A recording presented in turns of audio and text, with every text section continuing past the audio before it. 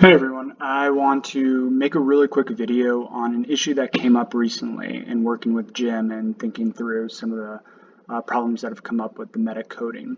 So this is specifically related to calculating the overall cognitive effect size when there are more than 5 tests within a cognitive domain. So I'm going to provide an example of that and show you why there's an issue with it and how to overcome it. So really quickly for context, so this was a study done by Lynn Nelson and the MCW group where they had a bunch of folks come in and do multiple computerized neurocognitive tests. So they did ANAM, the DANA, and the impact testing over across 3 different time points, so 72 hours, 15 days, and 45 days. As you can see, there's a whole lot of measures here, which means that more than likely we're going to have more than 5 assessments within a cognitive domain. So that's been a problem that we've had so far, where you can only capture the overall estimate of effect size if there's less than 5 outcomes. So what we've done so far is we have an addended sheet that's based on the effect sizes extracted by the RAs, and we go through and we calculate them by hand. So this is what the data look like when the the undergrads extracted the data set. So I went through, I did my due diligence, and I calculated the effect size for each one of these for processing speed, for memory, executive function, and so on and so forth. Then what I did is, as we've done before, is I came over and I transferred those directly here to the processing speed D, to the executive functioning D, and so on and so forth.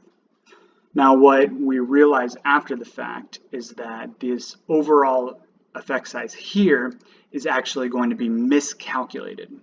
The reason for that is it's looking at all 5 of these measures here to calculate an overall effect size, which obviously it's not capturing without the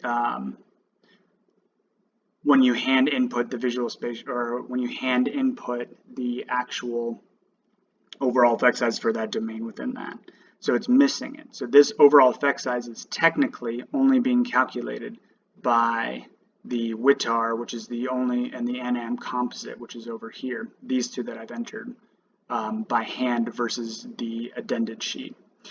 So a quick fix to this is all you have to do is, just like you've done with the other composites, is you just come over here and you create an overall D. I'm just going to calculate the average of everything except for this, which is the PCS symptom score. Everything else in here is a actual cognitive measure. So I'm going to select all of it except for that one. Oops, do that again. So here and then here. So that is the everything except for the SCAT3 symptom score. So that is my overall effect size. So after 72 hours, the overall effect size across all cognitive domains is 0.06. That's pretty small. Then we're going to do the same thing here. I'm just going to copy and paste to get the overall average of the standard error. And then I'm going to copy and paste this here so I can get all 3 time points. And I'm just going to repeat the process over and over again. I'm going to make sure that I did this correctly. So the overall D average is everything except for that. Good. And then, just like I've done before, is I'm going to take this, copy this into the independent group, the overall process. I'm going to make sure to copy and paste by the number. So these numbers match up. So time point 1, overall effect size 0.06. Let me double check that here. Overall effect size for time point 1, 0.06. So again, the reason why we're doing this is that the overall D is being calculated by averaging all 5 of these composite scores. But if we're copying and pasting from the addended sheet, then it's not capturing that. So we need to go back and hand calculate that. So make sure when you're calculating it by hand that you're getting everything except for any type of emotional measures or PCS symptomology. Please let me know if this is unclear or if you have any other questions, and thanks for all your hard work so far.